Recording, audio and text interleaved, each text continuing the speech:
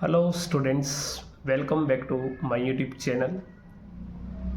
आज हम class 12th का जो कि chapter admission of a partner discuss कर रहे थे जी, उसका लास्ट टॉपिक डिस्कस करेंगे एंड मोस्ट इम्पोर्टेंट टॉपिक है हमारे पास। टॉपिक नेम है जी adjustment of old partners capital account on the basis of new partners capital. कि सिंपली कहें कि आपने ओल्ड पार्टनर की कैपिटल को एडजस्ट करना है नए पार्टनर की कैपिटल के बेस पे। मतलब जो नया पार्टनर कैपिटल लाया है उसके अकॉर्डिंगली कि ओल्ड की कितनी होनी चाहिए वो हमने आज देखना है। किस तरीके से उस कैपिटल को हम फाइंड आउट करते हैं और किस तरीके से उसे हमने एडजस्ट करना है। तो शुरू करते हैं जी। क्वेश्चन है हमारे पास, ईशू and Vishu are partners sharing profit in the ratio of 3:2. Their balance sheet as at 31st March 2022 was as follows। हमारे पास ईशू विशु पार्टनर हैं, 3:2 है, इनकी बैलेंस शीट गिवन है, liabilities side and asset side हमें गिवन है and कुछ हमें adjustment भी गिवन है जी। तो फाइनल पेपर के अंदर अगर इस टाइप का क्वेश्चन आ जाए तो हमें पता कैसे लगेगा कि ये इस टाइप का क्वेश्चन है। तो उसके अंदर आपको एक एडजस्टमेंट मिलेगी जिसके अंदर क्लियरली लिखा होगा जो कैपिटल है आपके पास ओल्ड पार्टनर की, जो कि मेरे पास क्वेश्चन के अकॉर्डिंगली इशू एंड विशु है, will be adjusted on the basis of नीशूज कैपिटल। और नीशू यहाँ पे कौन है? नया पार्टनर है। तो सिंपली आपके पास ये लिखा आएगा कि ओल्ड पार्टनर की कैपिटल को आपने एडजस्ट करना है नए पार्टनर की कैपिटल के बेस पे एंड एनी एक्सेस या deficiency will be made by withdrawing या bringing in cash the concern partner. मतलब सिंपली जब आपने ओल्ड पार्टनर की कैपिटल को एडजस्ट कर लिया नए के अकॉर्डिंगली तो हमारे पास कंक्लूजन ये होगा, या तो ओल्ड पार्टनर कुछ अमाउंट लेकर आएंगे फर्म के अंदर या फिर ओल्ड पार्टनर कुछ अमाउंट को विड्रॉ करेंगे। क्लियर है? तो ये आपकी लास्ट एडजस्टमेंट ही हमें बताएगी हमारा कॉन्सेप्ट इस लेवल का है या नहीं है जी। तो इन क्वेश्चनों के अंदर आपने करना वही सेम है, जैसे कि रिवैल्यूएशन अकाउंट बनाएंगे, पार्टनर कैपिटल बनाया जाएगा, बैलेंस शीट बनाई जाएगी। क्लियर है? तो रिवैल्यूएशन अकाउंट शुरू करते हैं जी। तो रिवैल्यूएशन अकाउंट के अंदर हमने सिर्फ ओनली असेट्स या लायबिलिटी का इंक्रीज एंड डिक्रीज लिखना है। तो नीशू हमारे पास कैपिटल लाई है तो इसका कोई ट्रीटमेंट मीन नहीं है रिवैल्यूएशन में, गुडविल का कोई ट्रीटमेंट नहीं है। तो प्लांट एंड मशीनरी भी एप्रिशिएटेड बाय 20%, कि प्लांट एंड मशीनरी को आपने 20% इंक्रीज करना है। अगर ये 72,000 का गिवन है, अगर हम इंक्रीज कर दें प्लांट एंड मशीनरी को 20% के अकॉर्डिंगली तो हमारे पास ये 14,000 बन जाएगा जी। और बैलेंस शीट के अंदर हम जाएंगे, प्लांट एंड मशीनरी की जो पुरानी वैल्यू है 70, उसके अंदर हमने 14 को ऐड कर देना है तो टोटल हो गए 84,000 रुपीज़ हो जाएगा जी। नेक्स्ट है हमारे पास ऑल डेटर आर गुड। देखो ऑल डेटर आर गुड का मतलब होता है कि जो भी हमने प्रोविज़न बना रखे हैं उसकी हमें अब कोई नीड नहीं है, क्योंकि अब हमारा कोई भी बैड डेब्ट्स नहीं होगा और किसी भी डेटर पर डाउट नहीं है, वो सारे पैसे पे करने की कैपेसिटी रखते हैं। तो जैसे कि इस क्वेश्चन के अंदर प्रोविज़न की अमाउंट 7,000 है, अब हमें प्रोविज़न की कोई भी नीड नहीं है क्योंकि सारे डेटर अच्छे हैं, वो हमें पेमेंट दे देंगे जी। तो 7,000 यहाँ लिखना है। तो अब डेटर की वैल्यू जो हो जाएगी 42,000 रिकॉर्ड की जाएगी। तो डेटर्स हमारे हो जाएंगे 42,000 रुपीज़ के जी। नेक्स्ट है हमारे पास there is a liability of ₹9,800 included in creditor that is not likely to arise. देखो इस लाइन का मतलब होता है सिंपली कि हमारे पास जो कुछ लायबिलिटीज़ है 9,800 रुपये की जो कि क्रेडिटर के अंदर शामिल है और is not likely to arise, मतलब सिंपली कि अब आपने वो पे नहीं करनी, ये कह सकते हैं कि क्रेडिटर के अंदर 9,800 रुपये हैं जो आपने फ्यूचर के अंदर अब नहीं पे करनी। अगर नहीं पे करनी तो आपका क्या है जी? प्रॉफिट है। तो इसे हम क्या लिख सकते हैं एक तरीके से, हमारे पास अगर लायबिलिटीज़ किस नाम से है, बस आपने सिंपली एक लायबिलिटी लिख लेना है बाई लायबिलिटीज़, या आप क्रेडिटर लिख सकते हैं ब्रैकेट के अंदर, क्योंकि क्रेडिटर आपके डिक्रीज हो रहे हैं एक तरीके से। तो 9,800 रुपये का ये आ जाएगा जी। और बैलेंस शीट में जाएंगे हम, बैलेंस शीट के अंदर क्रेडिटर की जो पुराने वाली वैल्यू है उसके अंदर से हमने क्या करना है कि 9,800 रुपये कम कर देने हैं। तो 66,000 में से आपने 9,800 माइनस करना है। तो 66 में से आप अगर 9 को माइनस करते हैं, हमारे पास जो आंसर आ जाएगा तो 57 आएगा। 57 में से आपने 800 रुपीज़ को और माइनस कर देना है जी। तो माइनस कर देने के बाद हमारे पास बनेगा 56,200 रुपीज़ आ जाएगा जी। नेक्स्ट एडजस्टमेंट, हमारी लास्ट एडजस्टमेंट जो है वो इस कॉन्सेप्ट से रिलेटेड है, तो उसका भी ट्रीटमेंट हम नहीं करेंगे। तो इससे हमारा रीवैल्यूएशन काउंट तैयार हो चुका है जी। रीवैल्यूएशन काउंट का हम टोटल करेंगे तो ये बन जाएगा जी 30,800 बन जाएगा। इस 30,800 को आपने पार्टनर की रेशो के अकॉर्डिंगली बांट देना है, जो कि मेरे पास 2 पार्टनर हैं, ईशू एंड वीशू। तो 30,800 को आपने 3:2 के अकॉर्डिंगली बांटना है, क्योंकि हमारे पास जो 3:2 है वो इस टाइम हमारे पास एक ओल्ड रेशो है। बट लेकिन एक कॉन्सेप्ट हमारा अभी भी रह चुका है, एडजस्टमेंट, उसको भी नोट कर लिए जाए, उसको चेक कर लेते हैं। इसका क्या ट्रीटमेंट है। इन्वेस्टमेंट की मार्केट वैल्यू 19 है, जबकि उसकी बुक वैल्यू 21 है। मतलब इन्हें अगर परचेज करी थी 21 में, आज उसकी वैल्यू 19 होगी, मतलब 2,000 रुपीज़ का लॉस हो चुका है। अब इस लॉस को मैं यहाँ से कवर कर सकता हूँ इन्वेस्टमेंट फ्लक्चुएशन रिजर्व से। क्लियर है जी। तो मेरा ये रिवैल्यूएशन अकाउंट में रिकॉर्ड नहीं किया जाएगा। ऐसी एडजस्टमेंट को कहते हैं हम हिडन एडजस्टमेंट या इम्प्लाइड एडजस्टमेंट भी कह सकते हैं जी, क्योंकि ये एडजस्टमेंट हमारी क्वेश्चंस के अंदर ही गिवन है, सेपरेटली एडजस्टमेंट में गिवन नहीं दे रखी है जी। तो हमारा रिवैल्यूएशन अकाउंट में भी इसका रिकॉर्ड नहीं किया जाएगा, क्योंकि 2,000 रुपीज़ का लॉस है जो हम कवर कर सकते हैं रिजर्व से। ठीक है जी। अगर लॉस इतना ज़्यादा होता कि रिजर्व से ना राइट ऑफ हो रहा हो, तो उसके लिए हमें रिवैल्यूएशन अकाउंट के अंदर एंट्री करनी पड़ती थी। क्लियर है। अब 30,800 रुपीज़ को हमने क्या करना है, पार्टनर की रेशो के अकॉर्डिंगली बांटना है। तो रेशो हमारे पास जो 3:2 है जी, इनकी ओल्ड उसके अकॉर्डिंगली बांट देंगे। तो 30,800 अपोन में हमने करना है 5, तो हमारे पास ये आ जाएगा जी अमाउंट 6,160 रुपीज़ आएगा जी। तो अब हमने क्या करना है, 3 टाइम इसका कर देना है जी, एंड 2 टाइम हमने विशु का कर देना है। तो हमारे पास जो अमाउंट आ जाएगी इनकी 18,480 एंड 12,120 रुपीज़ से। लो जी, तो ये 30,800 रुपये हमारा यहीं पे ट्रीटमेंट खत्म हो जाएगा। अब हमारे पास है जी पार्टनर का कैपिटल अकाउंट, जिसके लिए हमने कोड बना रखा है, उस कोड को फॉलो करेंगे जी। नहीं तो अगर आपने कोड अगर नहीं पढ़ा तो आपको डिस्क्रिप्शन के अंदर इसका लिंक मिल जाएगा, वहाँ जाकर आप चेक कर सकते हैं। तो ORCG73ALW ये हमारा कोड है जी। तो ओ से हमारी होती है ओपनिंग कैपिटल, ईशू वीशू नीशू जी, ईशू वीशू नीशू 3 पार्टनर हैं। तो ओ से opening capital of old partner, तो बाय बैलेंस BD हम चेक करेंगे, दोनों की अमाउंट गिवन है 1,19,000 और 1,12,000 गिवन है। तो लो जी ओ हो गया। ओ के बाद आती है आर की बारी, और आर का मतलब होता है रीवैल्यूएशन। तो रीवैल्यूएशन का प्रॉफिट हमारा यहाँ लिखा रहेगा क्रेडिट साइड में। तो अमाउंट आ जाएगी 18,480 एंड 12,320। Low ji. आर के बाद आता है सी। सी का मतलब होता है न्यू पार्टनर की कैपिटल, और हमने क्वेश्चन के अंदर पढ़ा था एडजस्टमेंट में, Nishu will bring 56,000 as his share of capital. अब वो 56,000 रुपये कैपिटल के लाया है, तो आपने इसे नोट करना है बाय बैंक के नाम से। हमने बैंक ही क्यों लिखा, कैश क्यों नहीं लिखा, इसका रीज़न है बैलेंस शीट में बैंक वर्ड यूज़ किया गया है। तो हमने 56,000 रुपीज़ वो कैपिटल के लाया है, वो लिखी जाएगी। देन जी मतलब होता है गुडविल, एंड गुडविल भी 2 टाइप से होती है। एक तो ओल्ड गुडविल जो कि ऑलरेडी बैलेंस शीट में गिवन होगी, बट गिवन नहीं तो कोई बात नहीं। लेकिन गुडविल हमारे पास फर्म की गिवन है 84,000 रुपीज़ है। देखिए अपन ये 84,000 रुपीज़ है, और Nishu will bring he share of goodwill in cash. तो नीशू अपने हिस्से की गुडविल जो कि 84,000 का 1/6 करेंगे 14,000 बनेगा, तो वो 14,000 रुपये गुडविल की अमाउंट को भी कैश में लेकर आ रहा है जी। अब हमने इसे बांटना है न्यू प्रॉफिट शेयरिंग, इसे बांटेंगे हम सेक्रीफाइसिंग प्रॉफिट शेयरिंग रेशो के अकॉर्डिंगली।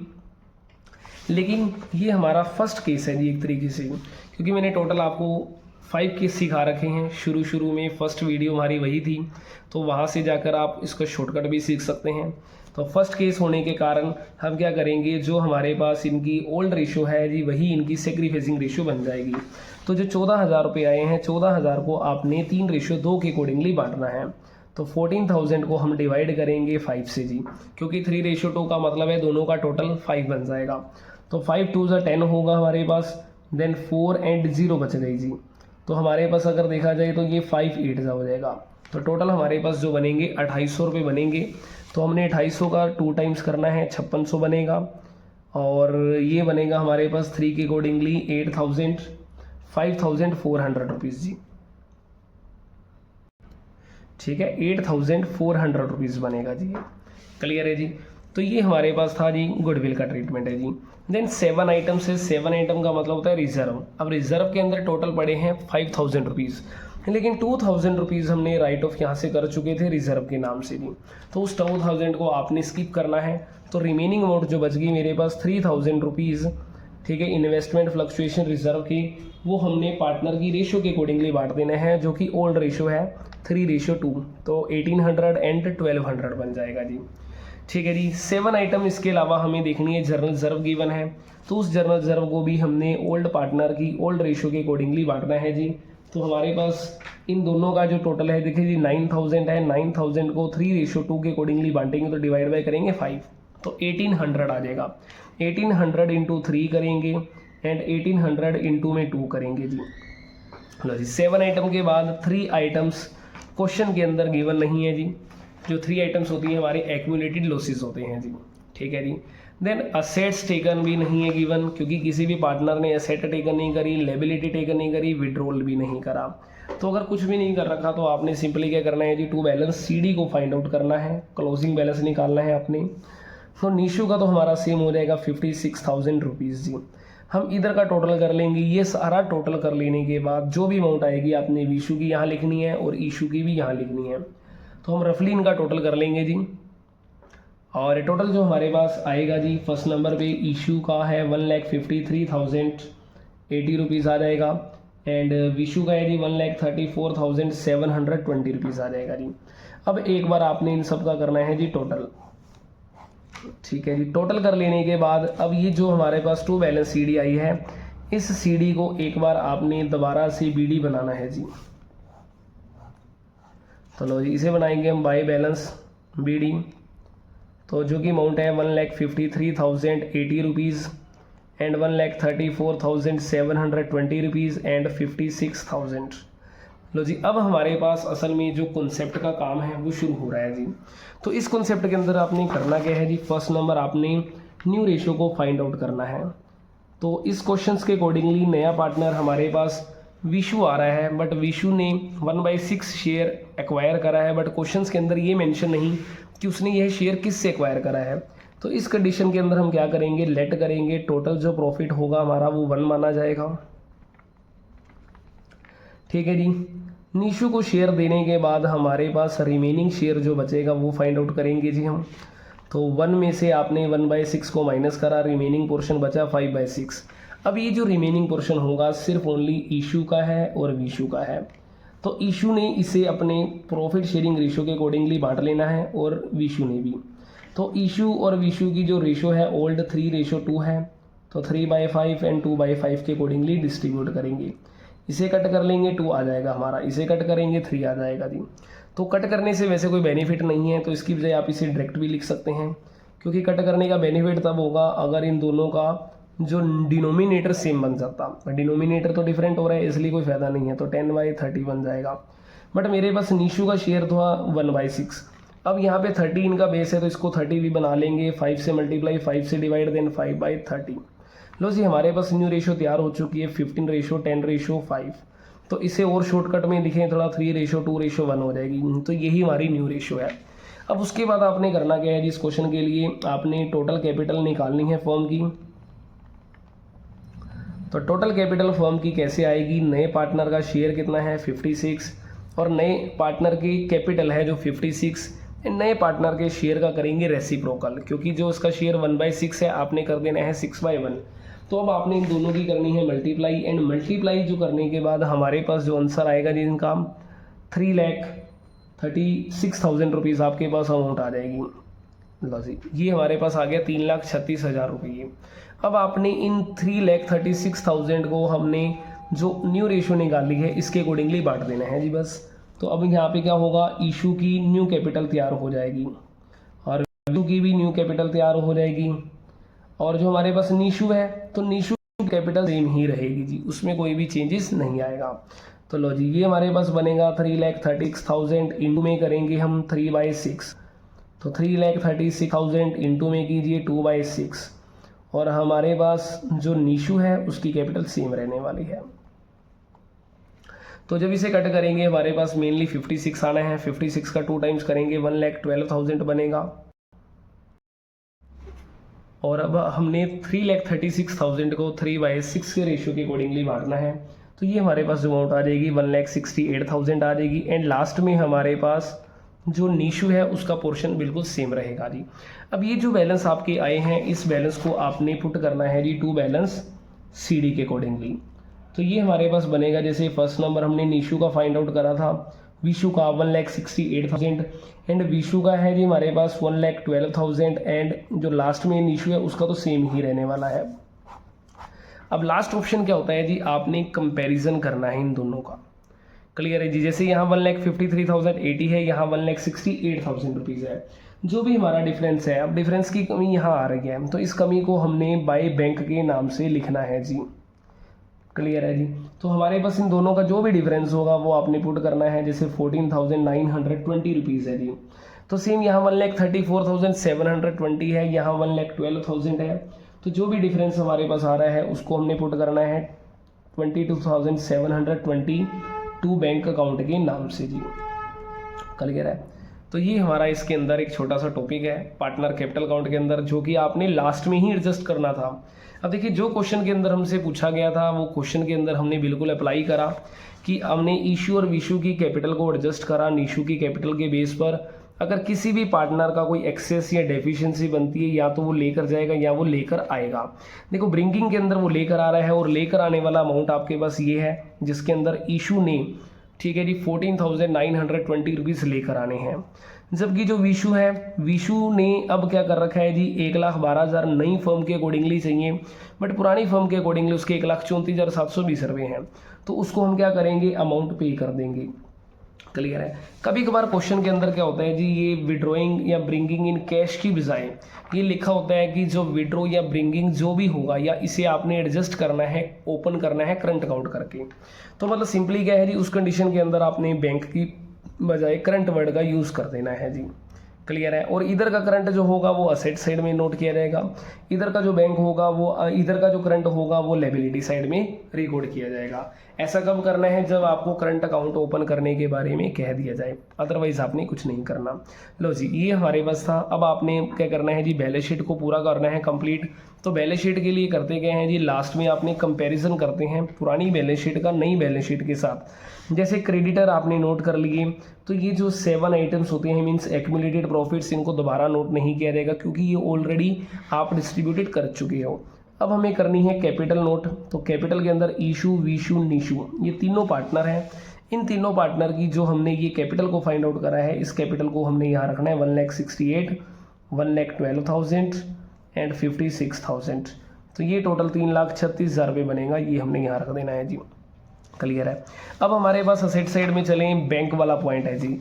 तो बैंक वाले के लिए हमारा हमेशा वर्किंग नोट रहा है। तो बैंक वाले में करना क्या है जी, जितना भी इनका ओपनिंग बैलेंस है वो लिखा जाए 87,000। नया पार्टनर जितनी भी अमाउंट कैपिटल की लाया वो आपने ऐड करनी है। नया पार्टनर जितनी भी अमाउंट गुडविल की लाया वो आपने ऐड करनी है। 3 मिनट ये तो हम करते थे। उसके बाद ये जो बैंक है, इस बैंक को कहते हैं कि ब्रिंगिंग या ब्रोट बाय इशू, कि इशू ये पैसा लेकर आया है। तो इसको भी हमने ऐड कर देना है 14,920 को।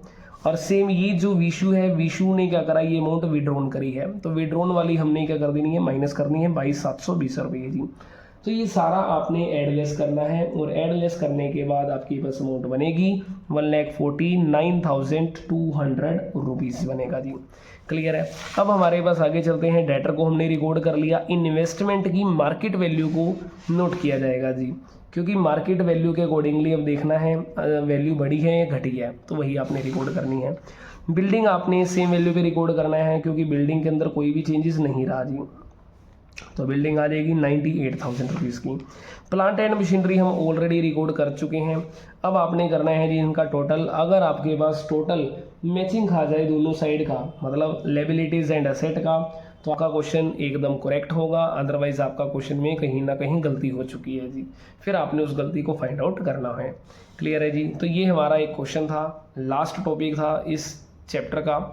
तो इसके बाद हम करेंगे नेक्स्ट चैप्टर जो कि होगा retirement of a partner. Clear है। तो आई होप कि आपको क्वेश्चन समझ आया होगा, कॉन्सेप्ट अच्छा लगा होगा। अगर कॉन्सेप्ट या वीडियो अच्छी लगी है तो वीडियो को लाइक करें, चैनल को सब्सक्राइब करें एंड कमेंट बॉक्स के अंदर कमेंट ज़रूर करें, क्योंकि आपका एक कमेंट ही एक टीचर के लिए मोटिवेशन का काम करता है जी। Thank you.